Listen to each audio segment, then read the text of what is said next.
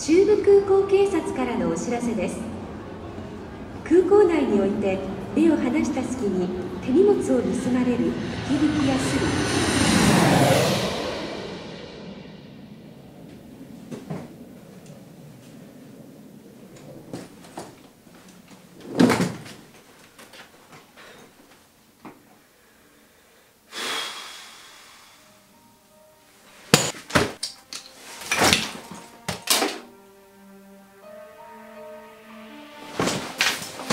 Après plus de 4 mois passés aux États-Unis, rien de mieux que de retourner dans son petit chez-soi. Au revoir fast-food, au revoir route monstrueusement longue et voiture gigantesque, et bonjour la maison. Son petit confort quotidien et surtout son petit lit douillet. Non, je déconne. Avant de revenir ici, je suis passé par le Japon. Et puis après tout, pourquoi pas. Pour commencer, je tiens à vous avertir que cette vidéo risque d'être assez longue. Je ne sais pas vous dire combien de temps exactement. Parce que j'ai du mal à estimer la longueur d'une de mes vidéos lors de l'écriture ou encore du tournage. C'est plutôt au moment du montage que j'arrive à déduire ça. Ouais, quand la vidéo est finie quoi. Mais je dirais entre 10, 20 ou 30 minutes. Là pour le coup, elle est un peu longue ta fourchette. Ou plutôt tu devrais dire ta baguette. T'as pas compris? Japon, sushi, baguette. Pardon, 1 minute de silence. Et pourquoi si long? Mais tu vas encore m'emmerder pendant combien de vidéos toi? Tout simplement parce que c'est un voyage qui m'a vraiment marqué. J'ai donc décidé de ne vous épargner aucun détail. Pourquoi tu ne fais pas plusieurs vidéos, comme pour les USA? Parce que j'estime ne pas y être resté assez longtemps que pour faire plusieurs vidéos. Et que si tu trouves ça trop long, tu peux cliquer sur ce petit bouton là, à regarder plus tard. J'ai pas de compte YouTube. Tu m'énerves. Note-le dans ton agenda. Bon, c'est pas tout, mais moi il me tarde de vous faire voyager dans cet univers extraordinaire, le pays du soleil levant. C'est parti!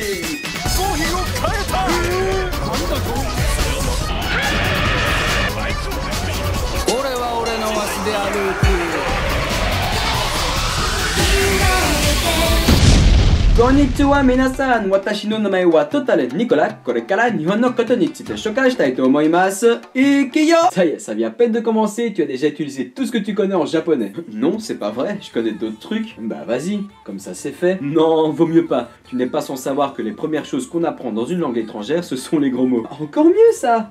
Vas-y, t'es sûr? Oui. Vous l'aurez compris, ici on commence dans le frais. Qu'est-ce que t'es en train de faire là? Je suis juste en train d'imiter une émission dont tu copies la présentation. Mais non, pas du tout. C'est du plagiat gros. Bon allez, cassez-vous là. Il faut savoir qu'avant ce voyage, j'étais le genre de personne qui confondait tous les pays du milieu asiatique. Tout ce qui venait d'un pays où les gens avaient les yeux bridés, pour moi, c'était chinois. Les sushis, c'était chinois. Quand on parlait japonais, c'était chinois. Et même Psy, pour moi, était chinois. Pour vous dire à quel point j'étais informé sur le sujet. Oui, monsieur fait des voyages sans savoir où il s'embarque. Et alors? Et en plus de ça, monsieur parle de lui à la 3e personne. Urusei tabare. Ça veut dire ta gueule. Mais ne vous inquiétez pas, je suis depuis peu passé de l'autre côté. Oh, vous êtes chinois? Bah, mon fils a quelques notions. Vas-y Nicolas, parle-lui. Maman, c'est pas du chinois, c'est du japonais. Oh, c'est la même chose. Oui, on pourrait dire que je me révèle être devenu le genre d'individu à la fois bien chiant et très hautain, qui à chaque fois que vous déraperiez sur une approximation culturelle concernant le milieu asiatique, se fera un malin plaisir à vous corriger tout en vous rabaissant et vous faire passer pour une grosse merde. Enfin! On l'a? Allez! Wouh! Commençons par le commencement. En chemin, je m'attendais déjà à manger du poisson et autres nourritures crues. Mais je ne savais pas que cela pouvait s'étendre jusqu'aux glaces.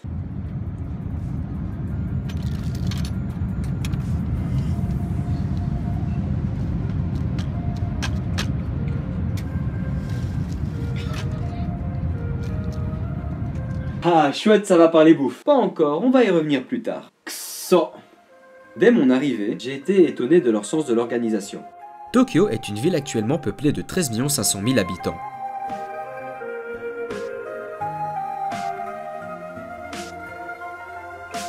Et il faut savoir que tous ces gens se déplacent tous les jours, tout le temps, le jour comme la nuit.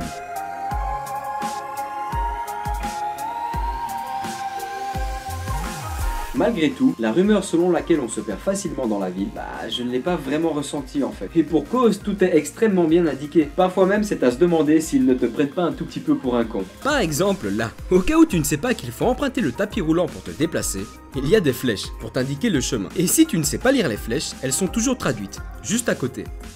Vous l'aurez compris, au Japon, il est quasiment impossible de se tromper. Surtout lorsque l'on vous demande de vous ranger pour attendre le bus. La ville est tellement bien organisée que piétons, vélos et voitures arrivent à se déplacer en harmonie.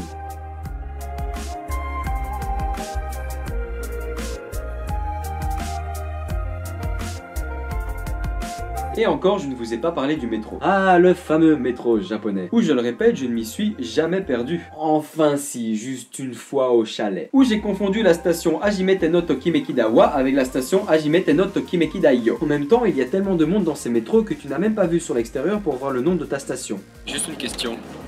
Comment je vais faire pour sortir ?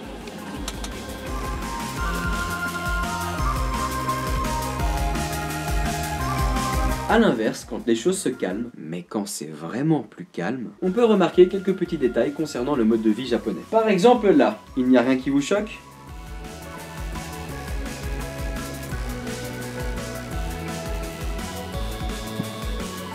Ils sont tous sur leur téléphone. On va compter tout ça.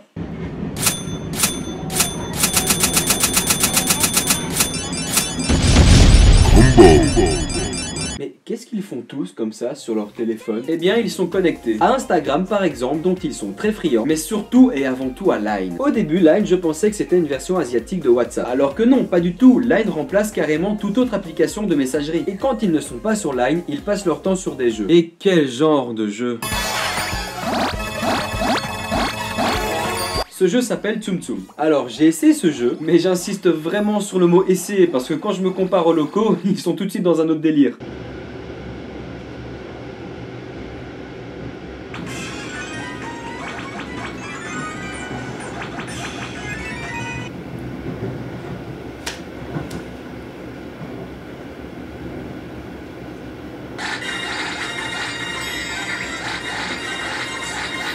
Hormis la folie des smartphones, on peut observer un tout autre comportement dans les transports en commun. En effet, et c'est très connu, les Japonais sont réputés pour être de très grands travailleurs. Et au Japon, il est bien vu de montrer son épuisement sur son lieu de travail ou encore dans les transports en commun. C'est une habitude populaire, plus communément appelée inemuri. Donc voilà, il y a plein de gens qui font dodo et c'est rigolo. En parlant de repos, c'est étonnant de voir comment les Japonais peuvent, en contraste avec leur côté robotique et travailleur, se relaxer et passer de bons moments.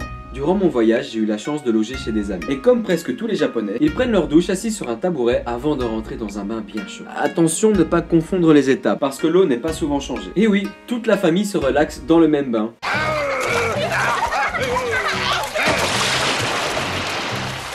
Restons dans la zen attitude et parlons des onsen. Alors les onsen, ce sont des bains thermales. Où la nudité est de rigueur, gamin. Et non, je ne ferai aucun commentaire sur leur chin-chin. Ces onsen se trouvent dans des centres où l'on peut manger, jouer et bien évidemment se relaxer. Et tout ça dans une ambiance zen. Toujours en parlant des centres de loisirs, un tout autre genre de centre existe. Et il faut être encore tout nu cette fois-ci? Non, pas cette fois-ci. Cette fois-ci, je me casse. Appelons ça des centres d'amusement. Ce sont en général des immeubles entiers consacrés au divertissement. On peut y faire du bowling, jouer à des jeux d'arcade, faire des pelliculas. Alors les pelliculas, c'est comme nos photomatons, mais en plus kawaii.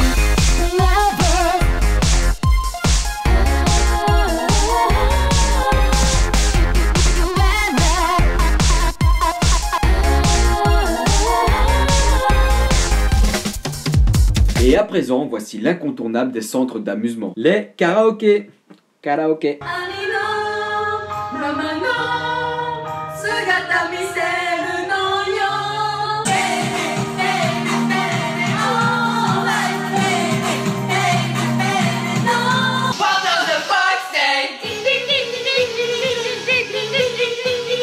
Vous n'êtes sûrement pas sans savoir que le karaoké vient de là. Quoi, des centres d'amusement? Non, du Japon. Banane. Ah, autant pour moi. Et ce qui est étonnant, c'est qu'on en a repris le concept, mais pas du tout la forme. Chez nous, c'est bien connu, on fait ça en général dans un bar, devant des gens. En public, quoi. Alors qu'au Japon, tu fais ça tout seul, avec tes amis, dans un espèce de studio que tu auras réservé pour y passer 1 heure, 2 heures, 3 heures, et parfois même toute la nuit. Et dans lequel tu peux commander à boire, à manger, et bien sûr, chanter. Chanter! For me, for me.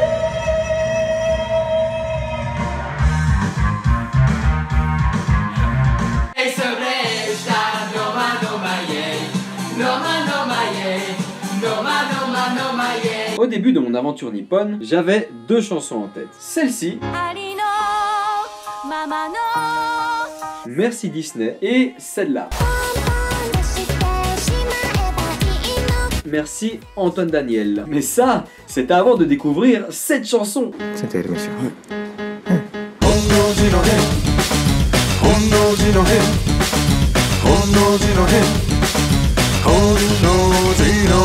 Ah, je vous jure, rien qu'à la deuxième écoute, plus possible de me retirer cette chanson de la tête. Sans exagérer, cette chanson est pire que Petit Poney. Oh non, oh non. Ne me dis pas que tu vas... Oh que si. Petit poney, petit poney, tout gris, tout petit poney.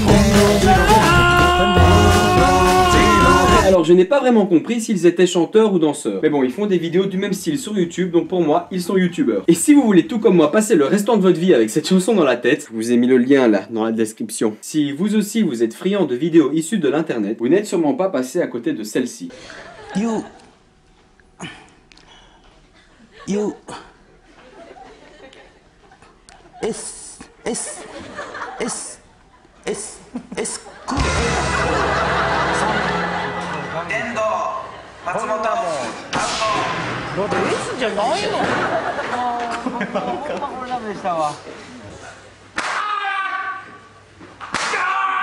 Le but de l'émission est tout simplement de ne pas rire, au risque de vous faire prendre une fessée monumentale.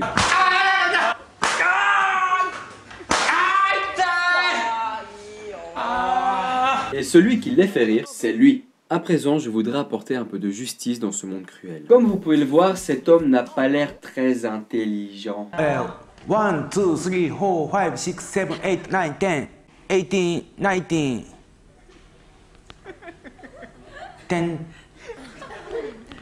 19,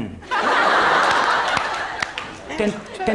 10, 10, 1, 10, 10, 7, 10, 10, 8, 9. あら満足やろ松本。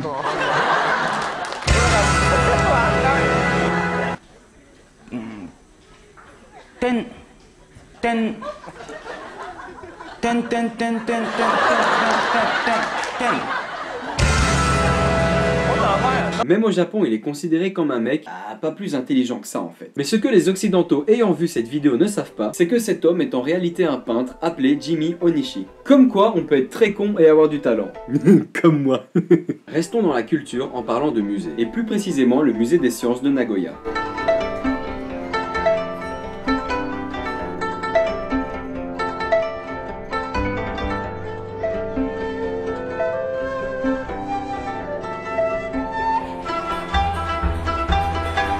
J'ai été étonné de la facilité d'accès à ce genre de milieu. Premièrement, c'est pas cher du tout. Deuxièmement, je ne me suis jamais autant amusé en allant dans un musée. Et je n'étais d'ailleurs pas le seul.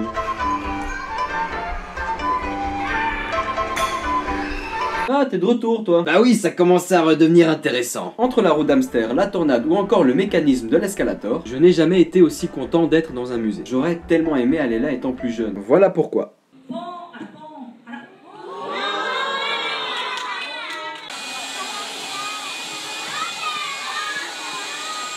Sincèrement, moi, il y a Fred et Jamy qui viennent me donner cours. Bah, bien sûr que j'ai envie d'apprendre la science, bien sûr.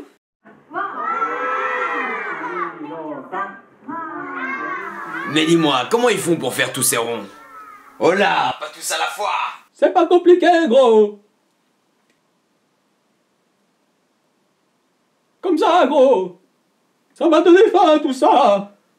Gros! Eh bien justement, vous l'attendiez tous, on va enfin parler nourriture. Et il y a énormément à dire là-dessus. Normal vu la variété de trucs différents qu'il propose. Que ce soit en termes d'entrée, de plats, de dessert. C'est simple, je pourrais vous faire défiler durant toute la vidéo des photos de ce que j'ai vu et mangé sans vous passer deux fois la même image. Moi ce que j'aime c'est les plantes vertes, gros! Si tu vois ce que je veux dire. Et les japonais en raffolent tellement qu'ils en mettent partout. Chocolat, café, sucreries, glace, nouilles et même en cake. Je parle bien évidemment du fameux thé vert. J'ai même goûté ceci. C'est du matcha latte, ou du café au thé si vous préférez. Et contrairement aux apparences, c'est un pur délice. J'en ai tout simplement abusé, tout comme ces sushis, où là encore nous pouvons constater leur sens aiguisé de l'organisation lorsqu'il s'agit de déguster ce sushi. Personnellement, je préfère celui avec du thon mayo à l'intérieur. Je vais éclaircir la rumeur selon laquelle les sushis sont meilleurs au Japon. Ma réaction lorsque j'ai goûté mon premier sushi japonais, bah c'est pas si différent que ça en fait. Mais c'est quand je suis retourné chez moi que j'ai senti la différence. Donc au final, on peut dire que les sushis japonais me manquent énormément. Oh, sushi japonais! Pourquoi vous ai-je tant sous-estimé? Ça me rappelle autre chose pour laquelle j'ai eu difficile à mon retour. Bon, durant mes 5 mois passés aux États-Unis, j'ai bien eu le temps de me déshabituer des couverts. Oui, burgers, donuts et burritos se mangent avec les mains. Ensuite, au Japon, c'est bien connu, on mange avec des baguettes. Ce qui pourrait confirmer mon léger dépaysement lors de mon retour.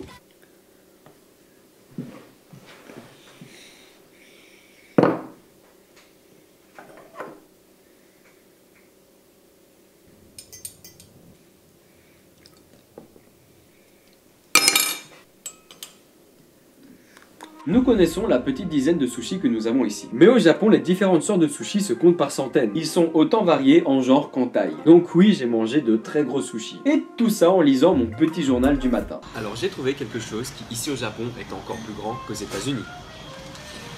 Le journal. Nicolas, Hein? それもっと広げてから読むんだよ。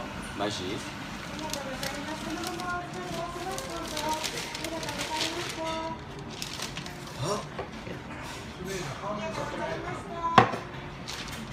Monsieur Daro.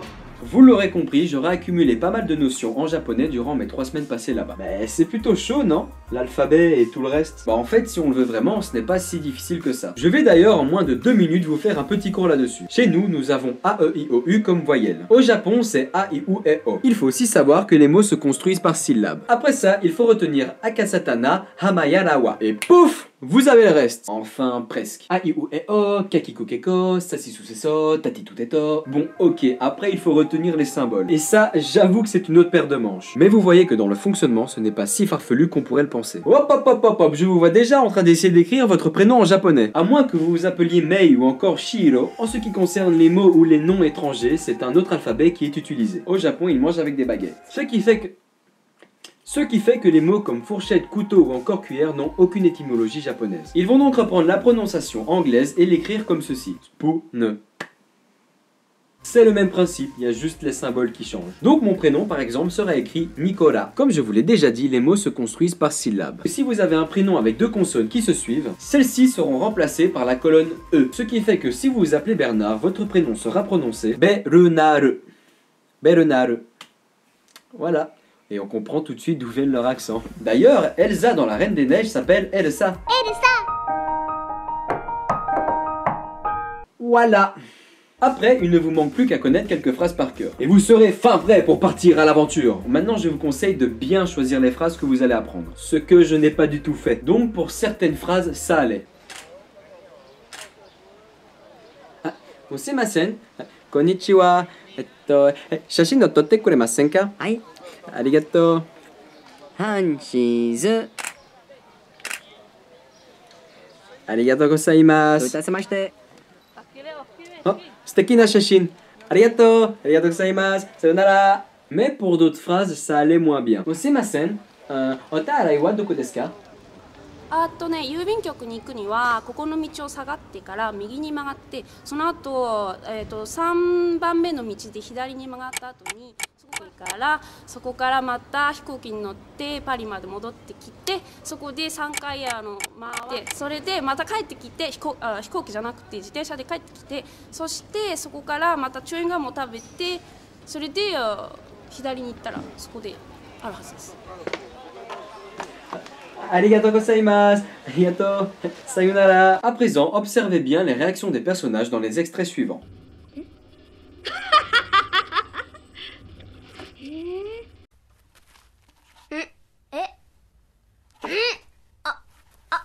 Ces petites mimiques ne sont pas du tout exagérées. Les Japonais extériorisent vraiment leurs sentiments par de petites onomatopées.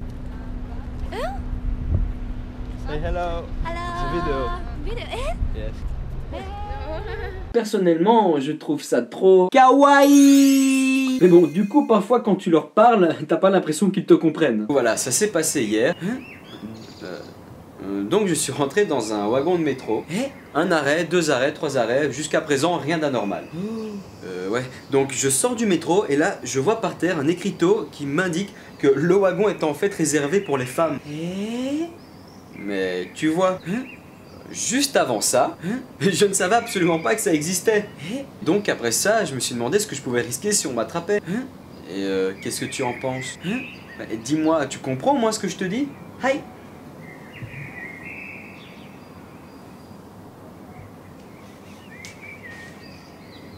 Une autre chose que je trouve tout à fait adorable chez nos amis japonais, ce sont leurs petits rires. Moshi moshi.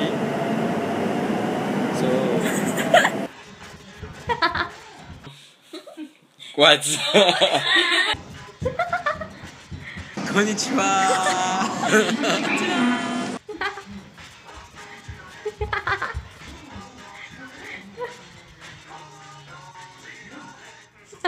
Mais ce qui me fait craquer par-dessus tout, ce sont leurs magnifiques yeux bridés. Pourquoi être complexé? Pourquoi s'attaquer à Miley Cyrus quand elle se bride les yeux alors qu'au fond, c'était pas méchant? C'est même selon moi plus une qualité qu'un défaut. Autre preuve du kawaïisme japonais, les animaux, avec lesquels j'ai eu la chance d'échanger quelques moments on ne peut plus sensuels.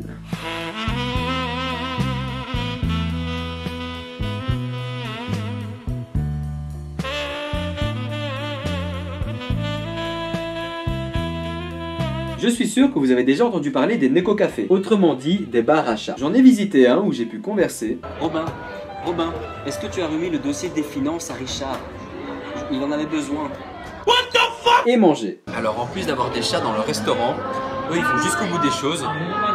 Ils mettent des poils dans la nourriture.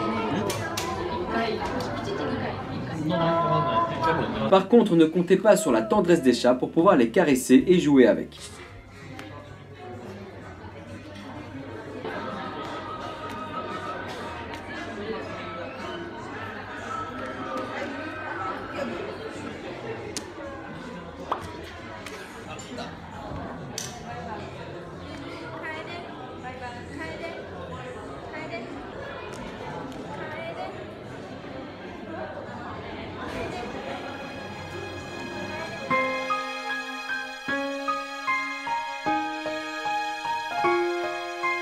Bah oui, forcément, ils ont tout ce qu'ils veulent, donc ils s'en battent les nouilles. Oui, les nouilles et pas les couilles, parce qu'ils sont castrés. Dans un tout autre registre, j'ai évidemment fait un petit détour par Disney-Sea et Universal Studios. Et jusqu'à présent, ce sont les meilleurs parcs d'attractions que j'ai fait. Pas au niveau des attractions, parce que de ce côté-là, rien d'extravagant. Slowly, yeah. Oh my god. Mais surtout au niveau des décors et de l'ambiance. Ces parcs m'ont tout simplement ramené en enfance. Vous connaissez nos auto-tamponneuses? Eh bien eux, ils ont ça. À l'image de ces auto-tamponneuses, je reviens sur leur sens de l'organisation. Chez nous, c'est bien connu, tout n'est jamais parfaitement fonctionnel. Un décor, une attraction... Alors qu'au Japon, il n'y a pas une petite ampoule qui déconne. Pas une. Zéro. Bon là, tout fonctionne à merveille. Entre la musique, les shows et la magie, je n'ai jamais passé d'aussi bons moments dans un parc d'attractions. Pour rester dans la magie, et étant un grand fan d'Harry Potter, je ne peux que vous conseiller l'attraction du même nom à Universal Studios. Petite parenthèse, si vous voulez en savoir plus sur l'univers d'Harry Potter, je vous invite à regarder cette autre vidéo, elle en vaut le coup d'œil. Quittons la sorcellerie pour arriver à la fin de ce voyage tout aussi magique que spirituel. Tiens, à ce propos, je ne vous avais pas dit que j'étais bouddhiste? Et oui, ce voyage au Japon fut tellement enrichissant, à tel point que j'y ai été initié. Ce fut un rituel par lequel tous les bouddhistes sont passés, puisque ce n'est ni plus ni moins que l'initiation au bouddhisme. C'était un moment exceptionnel. Mais malheureusement, je ne peux pas vous en dire plus car c'est traditionnellement un secret religieux. Mais si vous voulez vraiment savoir comment se déroule cette cérémonie, sachez que la curiosité peut vous emmener bien loin.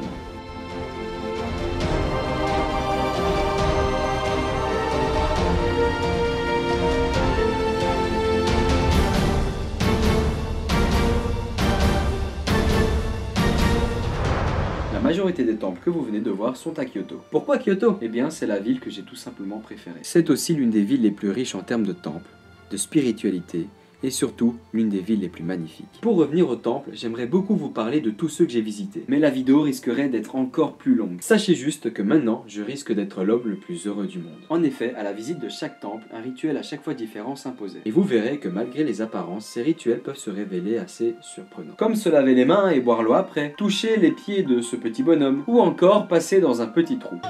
Le trou où passe le petit garçon,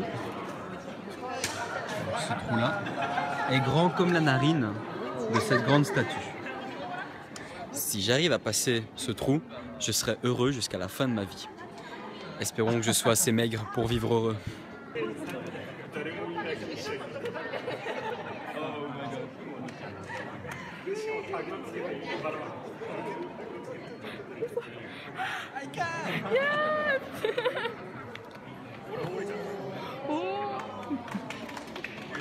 Vous l'aurez compris, ces petits rituels étaient chacun censés, selon la tradition, m'apporter le bonheur. Il y a une autre chose que j'ai pu remarquer dans beaucoup d'autres temples. Ça! Ce n'est évidemment pas une croix gammée, mais bien une svastika. Ce symbole représente aujourd'hui les temples bouddhistes sur les cartes japonaises, comme vous pouvez le voir ici. À part ça, tous les moments passés dans ces temples font partie des meilleurs souvenirs de mon voyage. J'y ai vu et découvert des choses magnifiques, tout en ressentant un sentiment profond de liberté et de paix intérieure. Tout ça pour dire qu'entre la culture, le travail, la relaxation et l'amusement, le Japon est un très beau mélange de tout ça. Et c'est la raison pour laquelle j'adore ce pays. Le voyage est une chose extraordinaire que je souhaite vraiment à tout le monde. Ouvrir son esprit, partir à l'aventure et découvrir un monde différent vous apportera des rencontres inoubliables. Et surtout, ça vous amènera à mieux vous connaître vous-même.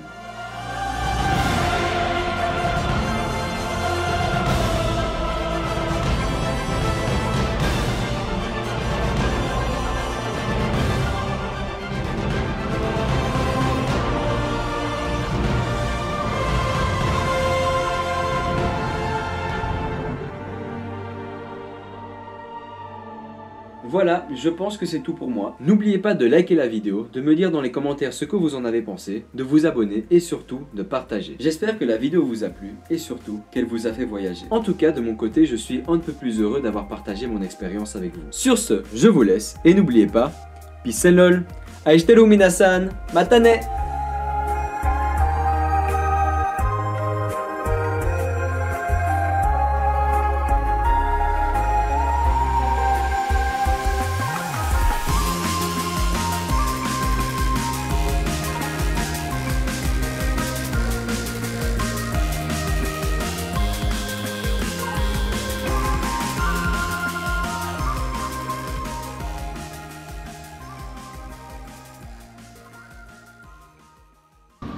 Attention, je vais traverser le carrefour de la mort.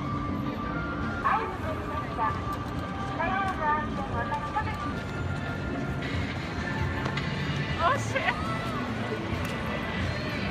Again?